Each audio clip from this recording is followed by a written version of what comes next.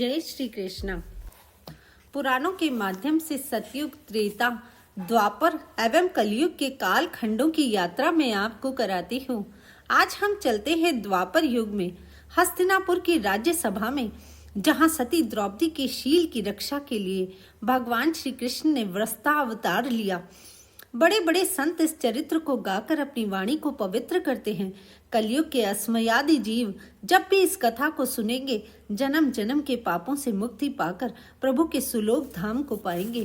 हस्तिनापुर की राज्य सभा, रोती बिलखती याचना करती द्रौपदी परम भागवत भीष्म से ऐसी बात सुनकर निराश थी। राजदंड हाथ में लिए अंधे धृतराष्ट्र शांत हैं। द्रोणाचार्य ने आंखें मूंद ली है। सभा स्तब्ध है। पंच पांडव नेत्रों से अश्रु झलकाते नतमुख वस्त्रहीन बैठे हैं। कोई कवयित्री कहती है, नाव सदकाम की सदवृत्ति से निष्काम खेते हैं। नाव सदकाम की सदवृत्ति से निष्काम खेते हैं। सदा इतिहास के पन्ने भी यही पैगाम देते हैं। कभी भूले से नारी सहे अपमान की पीड़ा, तो श्री राम के घोड़े को भी लवकुश थाम लेते हैं। बोल पड़े अंगराज कर्ण, अरे पंचपतियों की तुम प्रेयसी हो और अब तो तुम कौरवों की क्रीत दासी हो। तुम तो बड़ी विदुषी हो, विचारशीला हो। उस समय धर्म की व्याख्या कहाँ गई थी जब तुमने सूत पुत्र कहकर मेरा अपमान किया था? क्या तुम शास्त्रों की बातों से अपरिचित हो? क्या शास्त्र नहीं कहते जन्म से कर्म श्रेष्ठ है? विधाता ने इस संसार की रचना जन्म प्रधान न करके कर्म प्रधान की है। कर्म प्रधान विश्व करी राखा, जो जस करई तस फल चाखा। उस समय ये धर्म की परिभाषा कहाँ गई थी? आज अंगराज से भी भूल हुई। वो क्रोध और प्रतिशोध की अमिट ज्वाला लिए न जाने कब से बैठे थे। कहने लगे, क्या तुम स्वयंवर की शर्त भूल गई? लक्ष्य भेद अर्थात पौरुष, शौर्य और सामर्थ्य। वहां मेरे धनुष उठाए जाने पर जाति, जन्म और वंश परिचय के प्रश्न क्यों उठाए?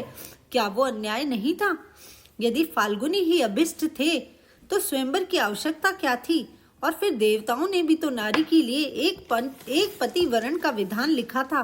तो पंचपतियों की प्रेयसी लज्जा, संकोच और नारित्व की दुहाई दे रही है। ऐसी स्त्री को तो सभा में विवस्ना भी कर दिया जाए तो कोई अन्याय नहीं होगा। आज अंगराज क्रोध में अपने विचार, गुण, धर्म, आदर्श सब भूल बैठे। कहते हैं क्रोध चांडाल होता है, वो देवता का भी पतन करा देता है।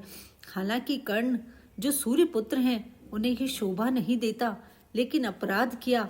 आज कर्ण ने उस सभा में जो भी बैठे थे, कर्ण के अतिरिक्त उस सभा में जो भी बैठे थे, सभी आज अपराधी हैं। और भगवान ने गीता में कहा है, गलती की क्षमा है लेकिन अपराध का तो दंड ही है। दुशासन ने द्रौपदी की नील कुंचित केश राशि को खींचते हुए कहा, सुंदरियों के मुख से तत्व चर्चा शोभा नहीं देती। चिल्ला पड़ा दुर्योधन, अंगराज कर्ण सही कहते हैं, दुशासन कर से विवसना। द्रौपदी की करुणा में दशा देखकर भीम क्रोध से भर गए। युधिष्ठिर की तरफ देखकर बोले, धर्मराज, अपनी रक्षिता नारी को जुए में हारने का दृष्टांत इतिहास में कलंकित पन्ने में लिखा जाएगा। आप हम चारों भाइयों को जुए में हारे, तब तक तो मैं चुप था, लेकिन हमारी प्राण प्रिय द्रौपदी को किस अपराध की ये सजा मिल रही है? जो हाथ द्रौपदी को जुए में हार बैठे, उन्हें मैं आग में जला देना चाहूंगा। अर्जुन बोल पड़े, भीम, बड़ा भाई पिता के समान होता है, उन्हें दोष न दे। खेल में तो हार जीत होती ही रहती है। द्रौपदी के हृदय पर छुरी चल गई सव्यसाची के शब्दों से। उसके शब्दों ने बाण का काम किया।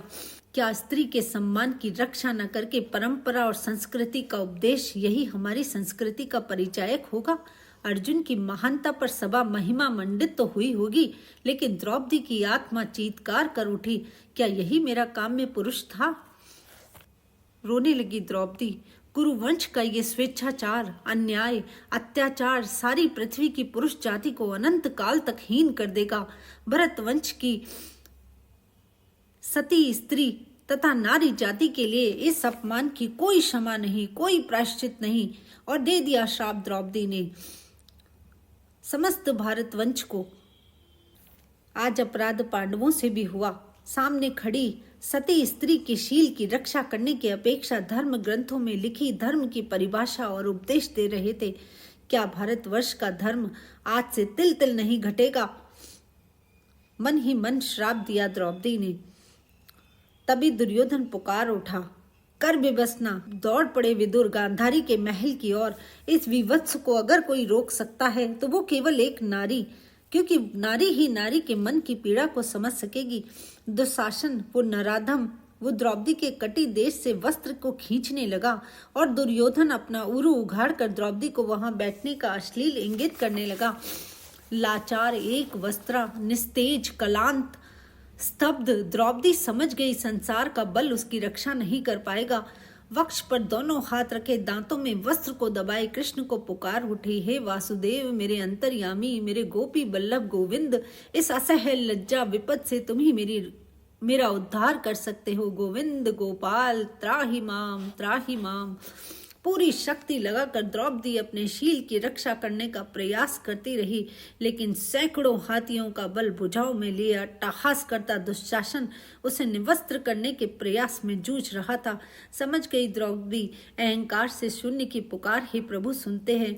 उठा दिए अपने दोनों हाथ, कातर स्वर में पुकार उठी, गोविंद, ये शरीर मेरा नहीं, इसका दायित्व तुम जानो। मेरा मान, अपमान, लाज, संकोच सब तुम्हें अर्पित। और मन की पुकार आत्मा की पुकार बन गई। आत्मा तदाकार हो गई। अगले ही पल मंत्र जल की सी करुणा बरसने लगी। चारों ओर सुदर्शन चक्र घूमता दिखा और उसमें से रंगीन वस्त्र द्रौपदी की देह को परत दर परत ढकता चला गया। कृष्ण की चेतना आज वस्त्र बनकर द्रौपदी की देह को आच्छादित कर गई। क्लांत निरीह पड़ा निस्तेज दुशासन, स्तब्ध दुर्योधन और पूरी सभा हाथ जोड़कर पुकार उठी, सती की जय हो, सती की जय हो। बड़े बड़े संतों ने इस झांकी को भगवान का वस्त्रावतार कहा और बड़े बड़े संत इसका विरध गाकर अपनी वाणी को पवित्र करते हैं। सूरदास जी कहते हैं, जैसी लाज द्रौपदी की राखी, होने न दी उघाड़ी। खींचत खींचत दो भुज थाके, दुशासन गयो हारी। चीर बढ़ायो मुरारी, होने न दी उघाड़ी। अब की टेक हमारी, लाज राखो गिरधारी। कर्ण के नेत्र छलछला उठे, घोर अपराध हुआ मुझसे, मैंने क्रोध में सती स्त्री का अपमान किया। मन और आत्मा ग्लानि से भर उठी। तभी भीम ने गरज कर कहा, पापात्मा दुशासन, तेरी छाती चीर कर तेरे रक्त से द्रौपदी के खुले केशों का प्रक्षालन करूंगा और दुर्योधन तेरे उस उरु को भंग कर पितृ पुरुषों को जलांजलि दूंगा। जिस कठिन यात्रा पर, जिस दुर्गम पथ पर डाल दिया था द्रौपदी को श्री कृष्ण ने, वो जानते थे ये समर्थ है, इसके पास इतनी पवित्रता है, इसके पास आचरण की पवित्रता है, सदाचार का बल है, विचारों की उज्ज्वलता है और श्रेष्ठ गुण इसने जीवन भर धारण किया है। इस पथ पर लाना था द्रौपदी को, क्योंकि काल क्रम में द्रौपदी के लिए प्रश्न चिन्ह रह जाता। वो श्रेष्ठा न कहलाती, वो कभी आदर्श न बन पाती, वो कभी सती न कहलाती और श्री कृष्ण की लीला में संयोगिनी ही यदि यश का पात्र न हो तो प्रश्न चिन्ह श्री कृष्ण की लीला पर भी लगता। और ये घटना जो घट रही है द्रौपदी को सती प्रमाणित करने के लिए घटनी थी। और इसका दूसरा कारण था, कृष्ण के माथे पे वो ऋण धरा था, वो चीर दिया था वो मंगल वस्त्र द्रौपदी ने, और चीर कर करुणा निधान के हाथ पर पट्टी बांध दी थी। कृष्ण को ऋण भी होना था उस ऋण से। जय श्री कृष्णा।